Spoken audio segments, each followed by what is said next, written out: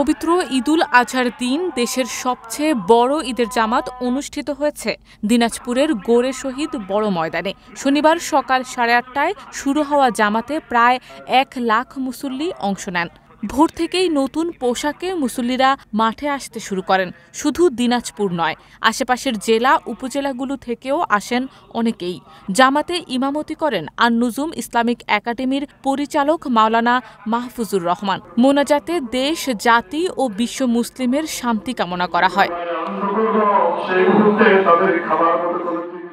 দেশের সবচেয়ে বড় এই জামাতে অংশ নেন জেলা প্রশাসক রফিকুল ইসলাম, পুলিশ সুপার মারুফাত হোসাইন সহ বিভিন্ন সরকারি কর্মকর্তা ও রাজনৈতিক নেতারা। সারা বিশ্বের 250 কোটি মুসলমানের জন্য আমরা দোয়া করি এবং সারা দুনিয়ার 800 কোটি মানুষের জন্য আমরা দোয়া করি।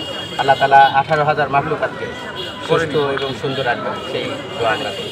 আপনাদের সকলের সহযোগিতায় দিনাজপুর জেলার বিখ্যাত গোরে শহীদ বড় ময়দানে আমরা সকলে মিলে পরিশ্রম করে একটি আনন্দমুখর পরিবেশে ঈদুল আজহার নামাজ আমরা আয়োজন করেছি এবং আমরা এখন এখানে নামাজ শেষ করেছি।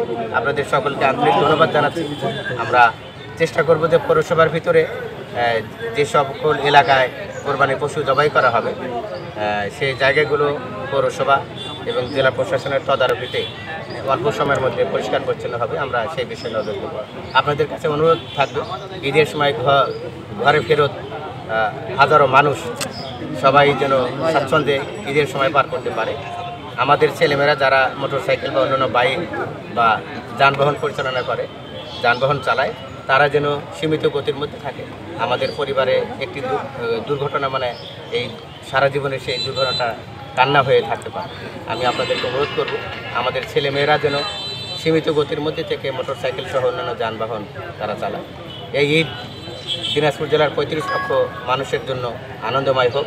ঈদের খুশি দিনাজপুর জেলার সকল মানুষের ঘরে স্থায়ী হোক, সেই আশা, সেই আশীর্বাদ রইল, সেই দোয়া রইল।